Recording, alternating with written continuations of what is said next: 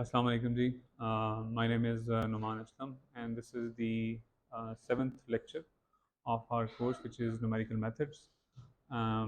First, we'll just try to revisit what we were doing in the last lectures.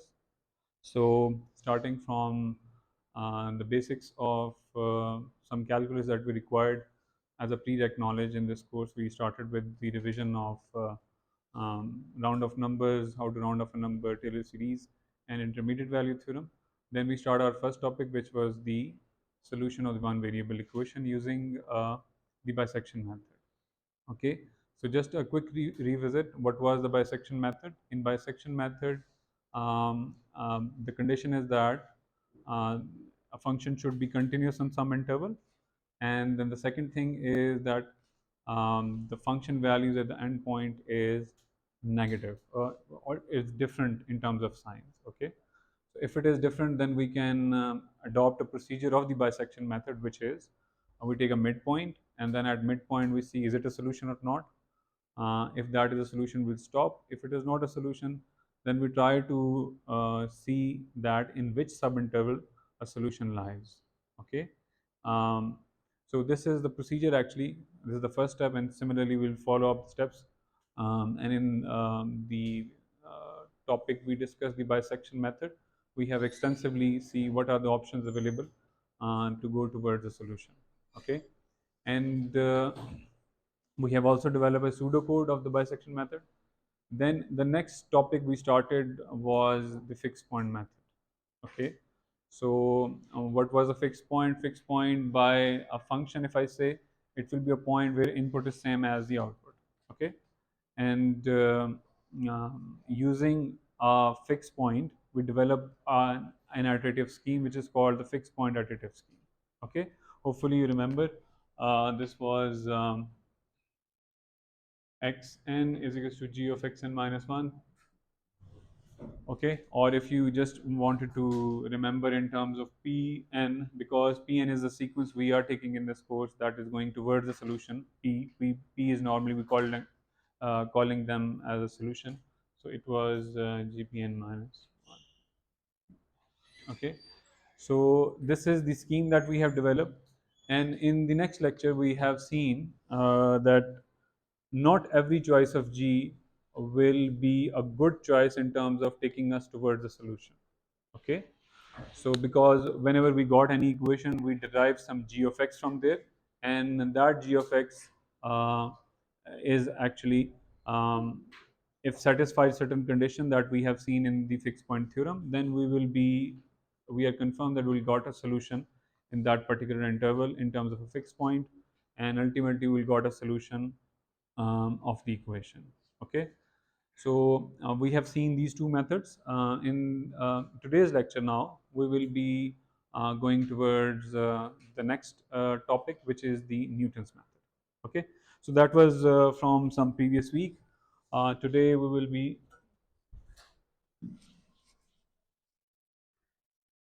starting the Newton's method. Uh, and our first objective of this course, of this lecture, will be the derivation of the Newton method, how we will be able to derive the Newton method, and we will see what are the problems that we may have with the Newton method and how to counter those actually issues of the divergence actually. And we will be seeing the Newton method and the problems or the divergence that can occur of the Newton method, how to actually deal with those divergences. We have been using the information that is required to fulfill actually the divergence issues in this particular lecture. Okay, so let me first start with the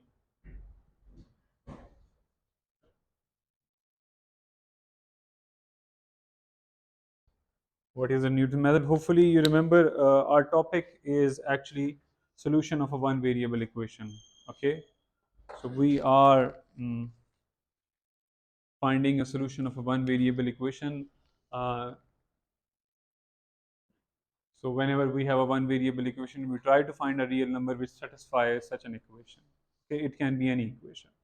So this is the topic, the method number 3 that we are trying to do. to actually fulfill our first problem, which is solution of one variable equation. So to derive actually a Newton method, we required a Taylor series. So let me write a Taylor series uh,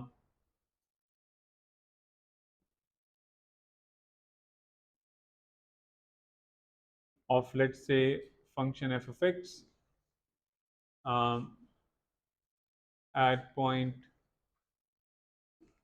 x naught in some interval. Okay. So you have seen in the lectures when we revisiting the Taylor series from your previous courses that the equation, actually the infinite form of the Taylor series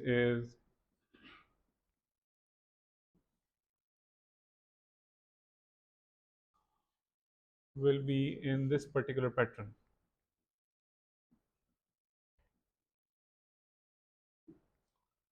So this will continue, and we have a condition of the Taylor series that x minus x naught should be less than 1.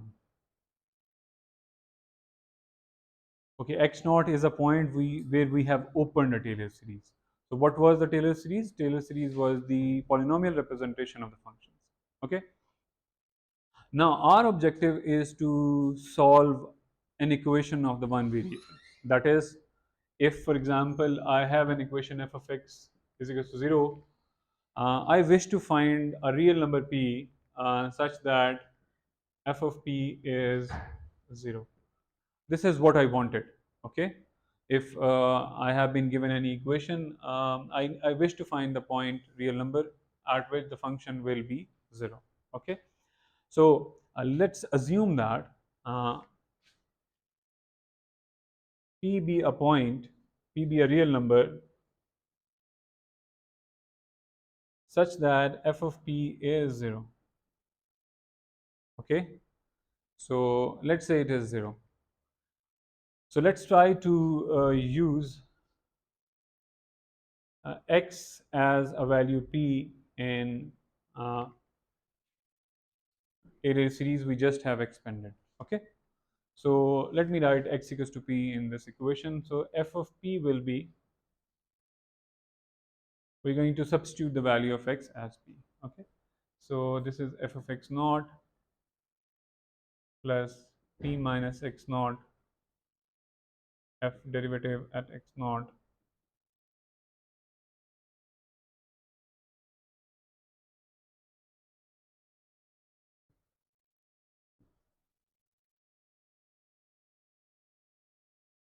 okay. So this will be the representation of the Taylor series if I plug x equals to p. Now we know p is a point which is the solution of a equation, so f of p will be 0. Okay. So this value will be equals to 0. Okay. So that I know. Now what my objective is, I need to find that p where this function is becoming 0. Okay. So if you see the right hand side, here I see an involvement of the variable p, okay, or a value p I see on the right hand side.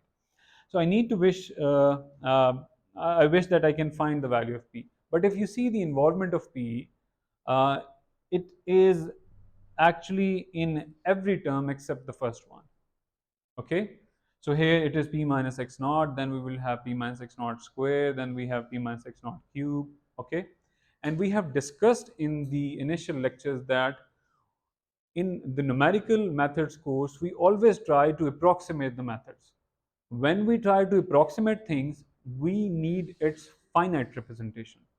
Okay. We can't have its infinite representation. Okay. So what at this point we're going to do is to actually derive the Newton method, consider the first degree approximation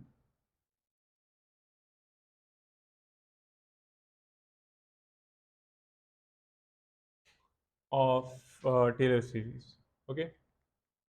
TS will be the TS. Taylor series. Okay, so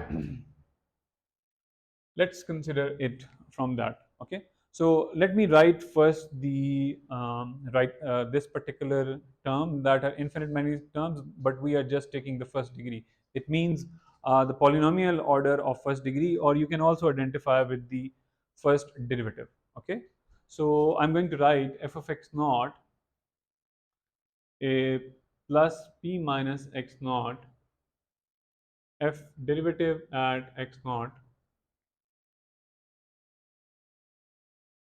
Now, since we have just taken the finite representation, that is up to the first degree, we have ignored many terms. Okay, so if I ignore many terms, obviously this will not be equals to 0, but will be approximately equals to 0. Okay, so because I have removed many terms from the actual representation, so this is actually equals to 0. But if I just taking a finite many terms, then obviously I have to write the sign of the approximation. Okay, so I can write from here um, the value of p, because I need to find that p where the function is becoming 0. Okay, my objective is just to try to find that value of p where f of p is 0. So if you try to find p from this expression, you'll see this is approximately equals to, so you can take on the right hand side minus fx naught f derivative at x naught. Okay, so the representation that we just have taken given us this value of p. Okay, now it says p is approximately equals to this value. It is not necessary that p is this value, because while we get the value of p uh, only from the first degree approximation, we have removed a lot of contribution from here, a lot of, or maybe a small contribution in terms of numbers, but a lot of in terms of the terms involved. Okay, but obviously in terms of quantity it will be very much small. Okay, because we have put a condition that x minus x naught should be less than 1. When x minus x naught is less than 1, the square of x minus x naught will be even more closer to 0. For example, x minus x naught value is 0.1. What will be x minus x naught square? It will be 0.01. Okay, so the terms that are after the linear terms, if that difference is less than 1, for example 0.1 or 0.2, so then the squares, cubes, the fourth powers, the higher degree of the polynomials will amount to a lesser number. Okay, so okay, so this is the value of p that I got. Okay, now I'm just going to write, just to familiarize ourselves with a notation that is more understandable. I'm going to write over here, rather than x naught, uh, use, or just write actually, um, p naught rather than x naught. Okay, so let me write p naught over here rather than x naught, because when we see a bisection method, we have seen the p naught, p1, p2, just to make familiar with the same notation, the same sequence actually. Okay, so I'm just writing p naught rather than x naught. So p naught minus f of p naught is f derivative at p naught, and uh, let me name this number, this quantity, as p1. Okay, and I have used a sign of equality, because this p1 is not same as p. It will be a value whatever it is. Okay, but it will be an approximation of p. Okay, so I'm just naming this quantity, whatever that comes out as a number. Okay, this will be an approximation of p, but it's not exactly p, so I want an exact value of this actually number, so I'm calling that number as p1. Okay, so this will be a consideration that we have imposed over here. Okay, so the p1 is like this. Okay, now what is p naught, what is p1? p1 is some number that we got Okay, that is an approximation of our solution, that is P. So we need to check, is this P1 is a solution, is it near to P1 or is it near to P or not? Okay, so how we can check that? So in other words, is this P1 is a solution or not? Okay, so what was the stopping criteria? It was, let's plug this number that we got into our problem, that is our problem, that is f of x, the equation.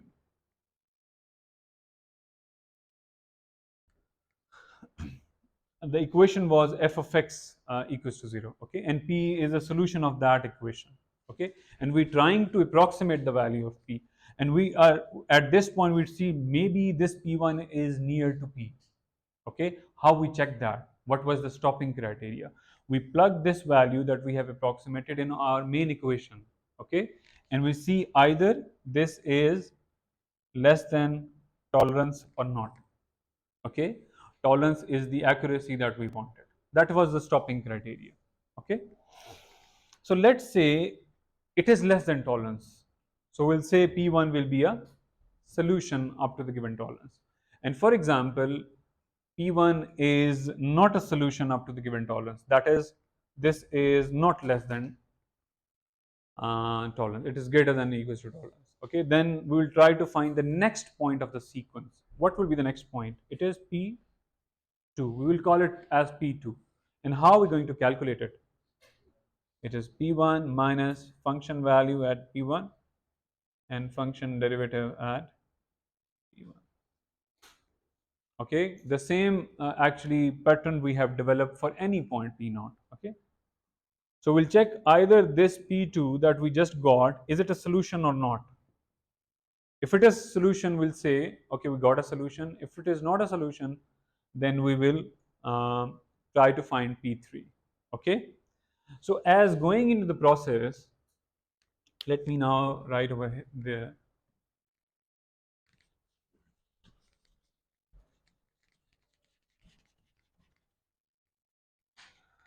So if I just keep going and I write Pn, so what will be the value of Pn? Anyone? What is Pn? It is Pn minus 1 minus function value at Pn minus 1 and function derivative value at Pn minus 1. Okay?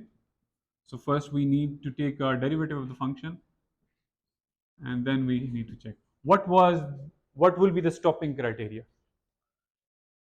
Function value at Pn should be less than tolerance. This will be my stopping criteria, or we can say when to stop. Okay, what will be the value where you will got a solution? Okay, so this is this scheme is actually the Newton method. Okay, so this is the Newton method uh, that is over here. So let's first try to do an example, and then we will go towards what are the issues that we can have with the Newton method. Okay, first let's try to solve a problem.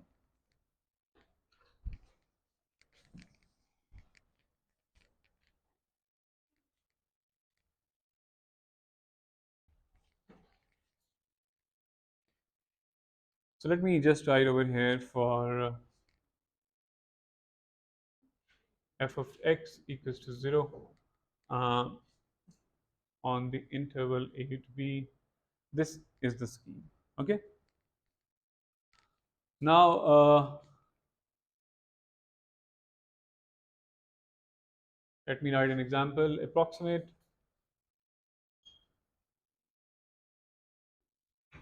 a solution of x minus cos x equals to 0. So we're taking the same example, so we will be able at the end of this lecture, hopefully we'll be able to compare all the methods that we have done till now, bisection, fixed point, and the other methods we're going to learn in this lecture.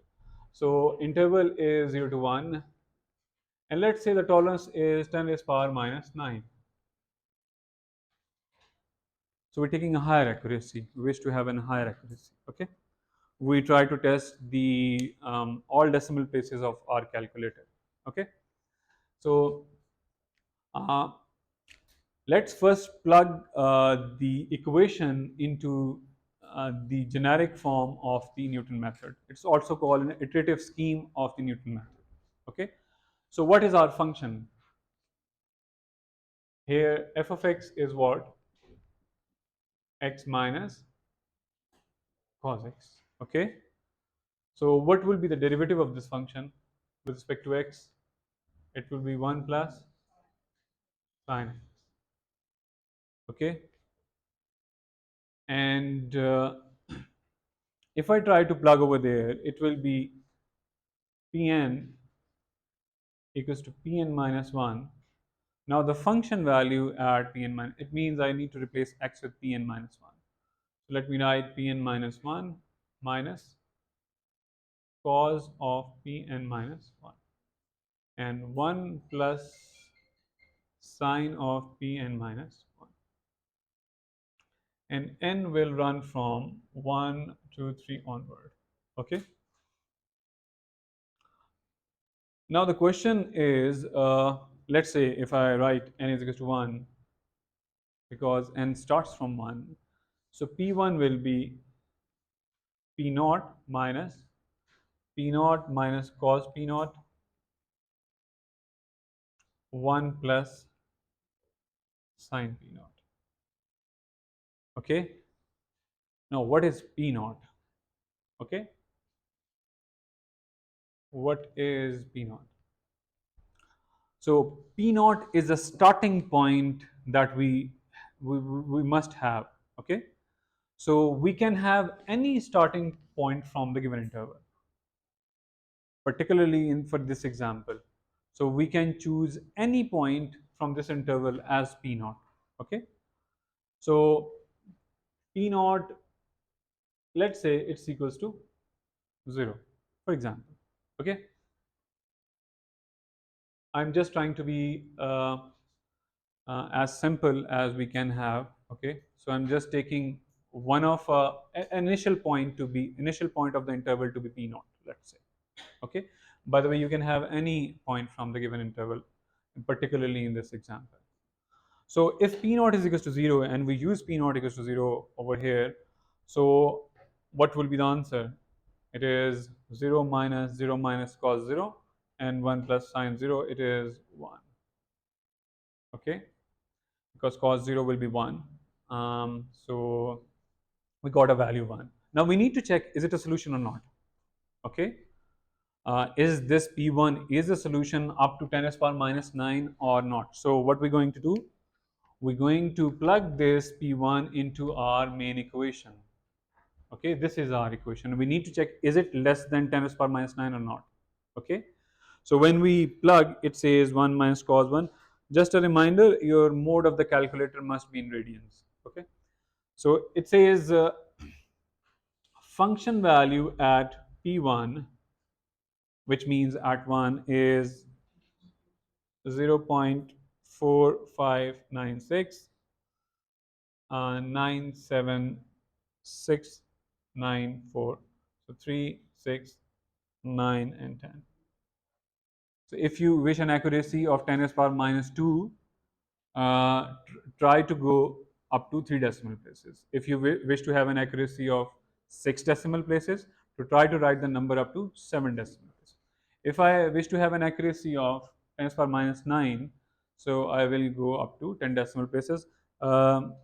This is the maximum that your calculator will display. So your calculator round off up to 10 decimal places. Okay, so it is the maximum that calculator can give you an accuracy up to 9 decimal places. Okay, and a representation up to 10 decimal places. So this is, and it is not in absolute terms less than 10 to the power minus 9. It is not. So this function value is not less than 10 to the power minus 9. So we'll try to find what is P2. Okay. So P2 will be P1 minus cos P1 and 1 plus sin P1.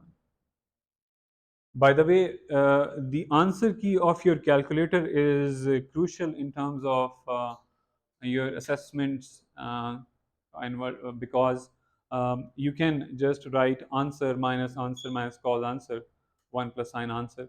So with this you will be able to just have the next value of your bisection, Newton method. Okay, so if you see the table here, P2 is 0.75. Can anyone read it for me? 75 036. Okay, so if you now use the value of P1 as 1 into this, just keep your calculator in radian modes. Okay, so you will got this value, okay, which is 0.75 036 38679. And now I'm going to check what is the function value at this P2. So, okay, I got a certain a solution that is a possible solution because it is an approximation of P. Okay, so I need to check, is this the solution I wanted or not. Okay, I wanted means, and I got an accuracy that I wanted or not. Okay, so if you see, I got a function value 1.89 into 10 raised to power minus 2, and it is not less than 10 raised to power minus 9. Okay, so we'll go try to find the third point of the sequence, which is P3. Okay, so if you see, for example, this your slide. Okay, I've just calculated it. So here we got a number which is 0.73. So let me write over here. It is 0.73911 128909. Okay, and the function value at this P3 in absolute terms is 4.64 into 10 raised to power minus 5. Okay, how much accuracy I got at this step? Up to 4 decimal places. Okay, okay, up to 4 decimal places. Okay, so because this number is less than 10 raised to power minus 4, it is not less than 10 raised to power minus 5. Okay, this number, that is the function value at this point, is not less than 10 raised to power minus 5, it is less than 10 raised to power minus 4. Okay, so I got an accuracy of 10 raised to power minus 4, or up to 4 decimal places. So if you see the fourth point, we got an accuracy of 9 decimal places. Okay, so if you just try to compare the bisection method, for example, with the Newton method, you'll see once the Newton method identifies a solution near in the neighborhood, it jumps actually towards the solution.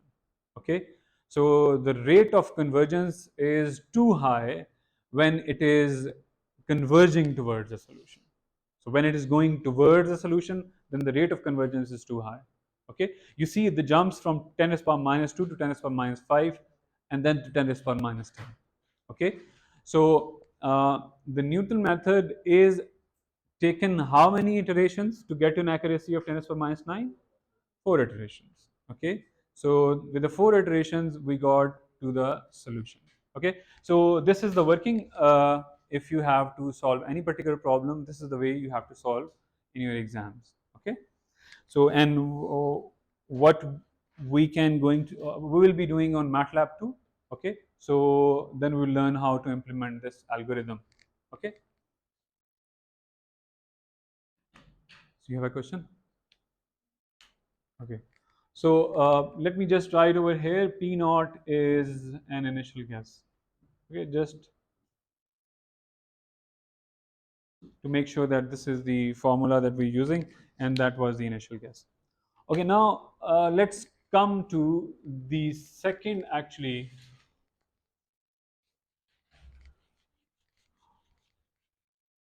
point of this lecture, which is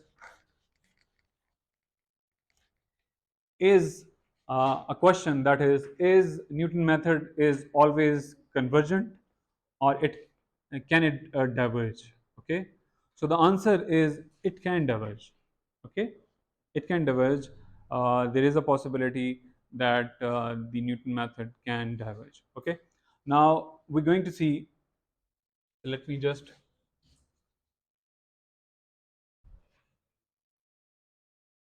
have a formula of the Newton method, and then we can try to see the issue. Okay, now this is the formula of the Newton method. Uh, can any one of you tell me or when it is going to diverge? When the Newton method will diverge? When it is greater than tolerance. Okay, that will be the point. So we will solving a problem, and we see that our sequence is actually not going towards a solution. Uh, the points that we getting will be giving us more a greater value of the function in absolute terms rather than a smaller values. As we just see, it's going from 10 to the power minus 2, 10 to the power minus 5 to 10 to the power minus 10. Okay, so one of the criteria can be, for example, you got 10 to the power minus 2, and then you got 10 to the power 1, 10 to the power 2, 10 to the power 3. So you'll see the pattern is towards divergence. Okay, so that will be a point. But how can you identify, at least from this point, from this particular formula, okay, at this point the function will diverge? Can you identify any point?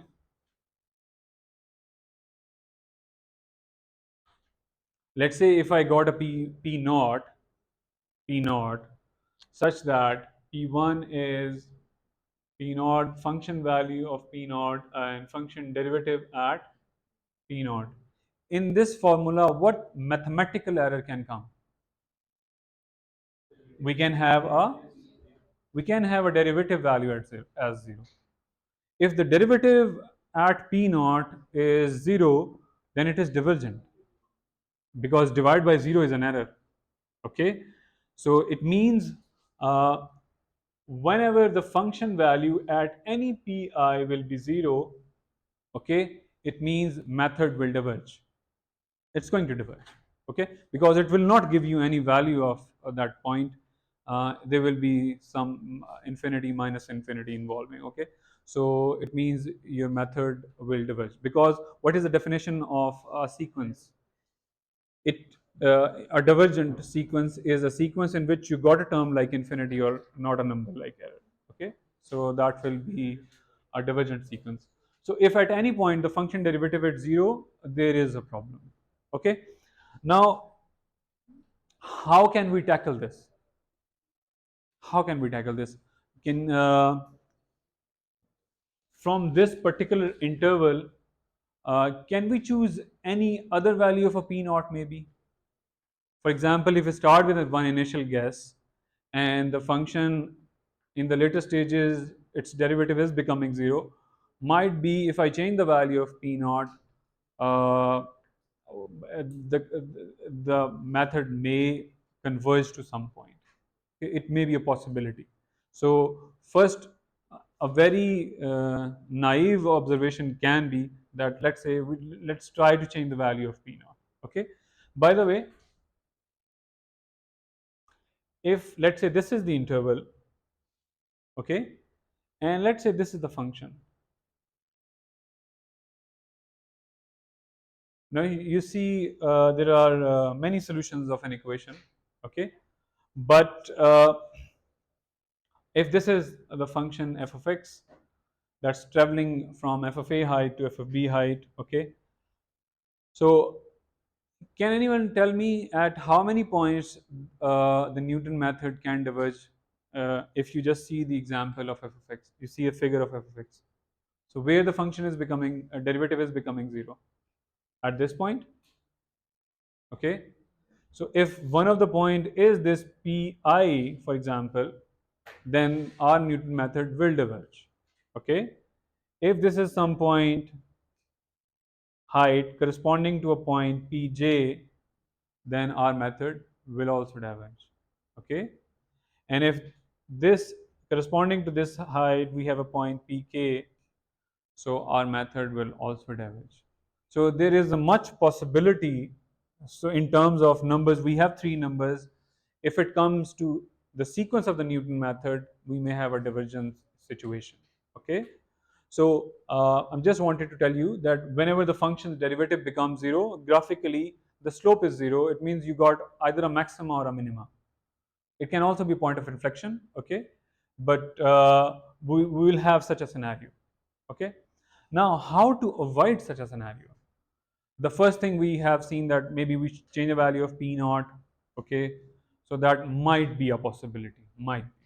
Okay, but what other observation we can have from this graph? Let's try to develop that. Okay.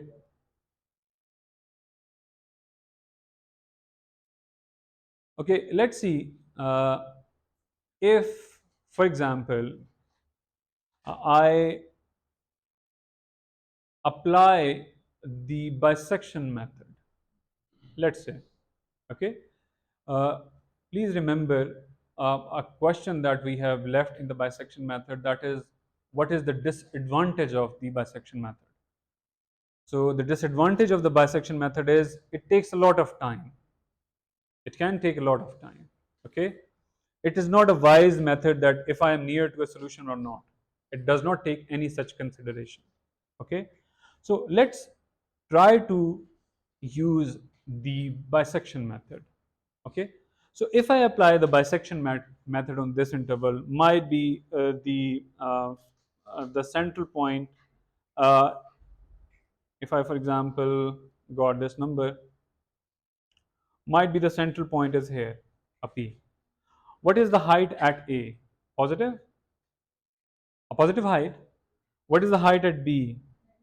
It's a negative height. What is the height at P now? It's a negative height. Okay? So it's a negative height. Now where the solution lies now? A and P. So we move B from this position to this position. Okay? Now if I apply again the bisection method, so this is now my updated B. Okay? Now just remember, we are not interested now in this. Okay? So if I apply again a bisection method, what will be the central point? Possibly central point will be here. Okay? This may be a central point, for example. So what is sign of the function at the central point? It is a positive sign. So it means where my solution lies? It between P and B. So I'll move A to this position. Okay? So I'll say, okay, this is now my A, and I don't now need this particular portion. Okay? So now if I apply again the bisection method, this is my point P. And the height is over here positive, so I can move this point A to this point P. Okay? So now if you see this interval, do we have any point where the function derivative is becoming zero? In this interval, if you just see the height from this height to this height, do you see any maxima or a minima? Except the endpoints, obviously. Okay. Do you see only in this portion any maxima or minima? We don't see any. Okay. So it means if we apply a bisection method, we can confine a route actually to a very in a portion where our length is very much smaller. The length of the interval, we reduce the length of the interval with every iteration of the bisection method. Okay. Now if we reduce the length of the interval, we allow a function to move less. Okay, we just have a limited view of the function. Okay, we don't have a much variation of the function going from many places to many places. Okay, we just have a view of the function where it is crossing x-axis. Okay, so in other words, we have reduced the length of the interested interval a lot. Okay, once we have done that, now we can give any point, let's say this A, as a P naught to Newton method. Now we can give it to Newton method. Okay, now we can give any point to the Newton method, and we'll say, okay, so what we are trying to do, we are trying to integrate bisection method with the Newton method, just to avoid what?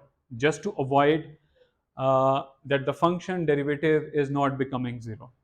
The function derivative will not be zero near the solution when it's crossing the x-axis. Okay, not in all the cases, not in all the cases, but in most of the cases, or we're trying to find a solution for different cases. Okay, so with obvious, there is an observation that if the function is crossing x-axis and we are very much near that point, the interval is very much smaller, so it is a possibility the function will not move a lot. Okay, not move a lot. So uh, so with this integration of the bisection method and Newton method, now we can give any point from this interval or end point of this interval to the fixed point, sorry, to the Newton method, and we can say, okay, let's start finding a solution from here. Okay, and you see the convergence rate of the Newton method. When it is near a solution, it go very much fast towards a solution. Okay, so this is a second strategy that we can adopt. We either can change an initial guess, or we can apply the bisection method, and then when we see that the interval length is smaller, okay, maybe a 0.1 length or a 0.2 length, okay, then we can give a point to the Newton method. Okay, this is a second strategy that we can adopt to avoid the divergence of the Newton method. Why are we trying to avoid the divergence of the Newton method? Because it is a very high accuracy method. It's a high accelerated method towards the solution. Okay, so the convergence rate, if it is converging, is very much high when it is going towards the solution. So that is the reason. Okay, now coming to the another observation, which is one thing how to avoid the divergence of the Newton method is, let me write over here a function derivative at x naught. Okay, I'm just going to the definition of the derivative. Okay, so I'm going to the calculus. So what is the derivative of the function? Okay, so if I just try to see through the, for example, any curve, you'll see, for example, this is a point x naught. Let's say this is a point x naught. Okay, so this is the function value at x naught. This is f of x naught. Okay, what we do is actually when we try to find the derivative, so this point is fixed. Okay, and we try to go near this point from the neighborhood points that we call the left hand or right hand limits. Okay, so once we are approaching this point from the right hand side or the left hand side, this point is fixed. So we got, for example, a line this. So this line is, let's say this is the point x. So this is the secant line. Okay, this is secant line. So maybe if x is becoming nearer, this may be a secant line. Okay, as you are coming near to point x naught, that secant line is actually becoming a tangent line. So the secant line becomes a tangent line. So let me write over here, uh, limit x is approaching towards an x naught. Okay, it is approaching towards an x naught, and this is delta f, this is delta x. Okay, this is the definition of the derivative. Okay, so what is a tangent line? Tangent line is actually the a limiting value of the secant line. Okay, when we so tangent is an exact derivative, secant is an approximate derivative. It is an approximate change, and tangent is an exact change. Okay, so what we are trying to do is, we have a problem in the Newton method that the function derivative is becoming zero. That is an issue we seen in the Newton method. So we try to approximate the value of the derivative. That is, if the function derivative is becoming 0 at some point, let's not take the derivative of the function, let's say take its approximate value. The approximate value will not be 0, it will be near to 0, not 0. Okay. So because if you just see the secant lines, when the secant lines, as you proceeding towards the x naught, they are becoming near to the tangent line. Okay. So they are not the tangent lines, but they are coming near the tangent line. Okay. So we are just taking one of the secant line as an approximation of the tangent line. Okay. So if the function derivative is 0, the value of the secant will not be 0, it will be a value near to 0. Okay. So what we're going to do is we're going to remove the concept of exactness. Okay. Limit is a concept of exactness. Okay. We remove it and we say, okay, let's take the approximate value of the derivative of the function. That is a value of the secant at that point. Okay. So if I take this value, okay, and if I just try to equate myself with this notation I have, so let me write over here, rather than x naught, I'm going to write Pn minus 1. Okay. Just for to make ourselves compatible with the notation. Okay. So I'm going to write Pn minus 1 as compared to x naught. So f derivative at Pn minus 1 is approximately equals to f derivative at x minus f derivative at Pn minus 1. This is x minus Pn minus 1. Okay.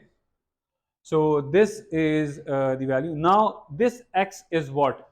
In the limiting sense, x is near x naught. That x point is approaching x naught. Okay. So it means this x will be approaching Pn minus 1. So let me just name this x as Pn minus 2. Okay. Let just name it Pn minus 2. Okay. Because in a sequence Pn minus 2 will be near to Pn minus 1. Okay. You can also name it Pn, then we have to use here Pn plus 1. Okay. So I'm just trying to use not trying to do much changes right now. Okay. So if I use Pn minus 1, so Pn minus 1 will be near Pn minus 1, Pn minus 2 will be near Pn minus 1. So if I write over here, it will be Pn minus 1 is approximately equals to function value at Pn minus 1, sorry, x is replaced with P minus 2, and Pn minus 1, Pn minus 2 minus Pn minus 1. Okay. Now I'm going to replace, actually, rather than this value which is 0, okay, for example, I'm going to use this value which will be not 0 but a near a 0 value. It is a non-zero value. Okay. Because it is not the exact value of a derivative, it is somewhere near it. Okay. So it means if I try to write over here, Pn will be Pn minus 1 minus 1 over the function derivative, so it will be Pn minus 1 minus Pn minus 2 divided by function value at Pn minus 1. You can take a minus common from both sides, you can write like this. Okay. So this is function value at Pn minus 2, and then we have function value at Pn minus 1. So I just replace the value of the f derivative. Okay. So but this in this sequence I have actually n minus 1 and n minus 2. On the right hand side I got two things, which is Pn minus 1 and Pn minus 2. So n will be starting from 2, 3 onward. Let me just write the first term, then you will see what will be the representation look like in the formula. By the way, the formula that we have just derived, it is called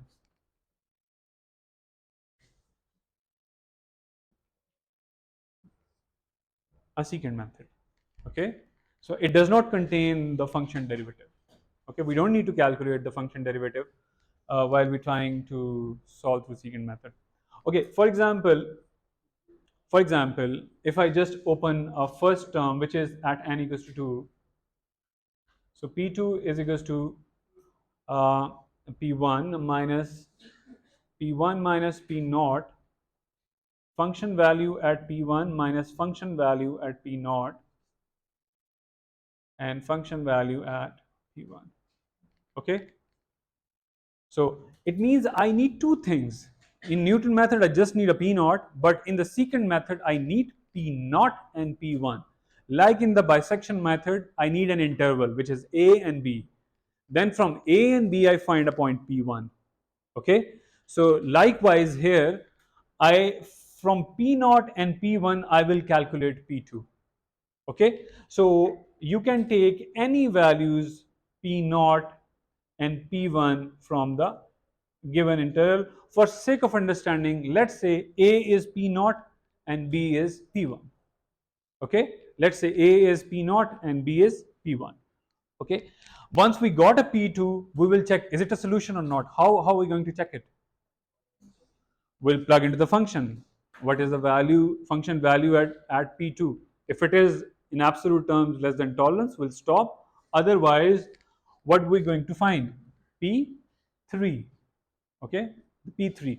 So in p3 we will be using p1 and p2. Okay, so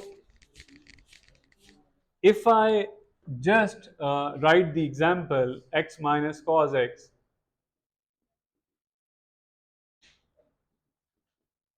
if I just write the example in the I'm just going to write it. Okay, we'll be just wrapping it up. So if I just write into the generic form, Pn will be Pn minus 1 minus Pn minus 1 minus Pn minus 2.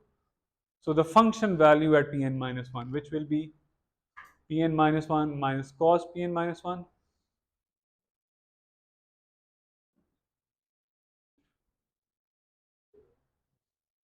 And this multiply by you can choose P naught as 0 and P1 as 1 as maybe the two endpoints of the interval. Okay, I'm just choosing P naught as 0 and P1 as 1. Okay, so these are the values of P2, P3 and P4 we will be having. Okay, so if you just see in your slides, this is the value of P2. So for example, I wish to have an accuracy of 10 to the power minus 4. So then this will be the calculation. Okay, so you can complete this particular example as an homework. Okay, so just wrapping up the lecture, uh, just to summarize it. Okay, so what we have done in this lecture is actually we started with the derivation of the Newton method. We derived the Newton method. We see what is the general form. We done a problem with that with the Newton method, and then we see what are the issues that we can have with the Newton method. And to resolve those issues, we have actually developed one other method which is called a secant method. And other strategies are also there that you can apply to avoid if you try to use the Newton method. Okay, so any questions? Sure. So thank you so much.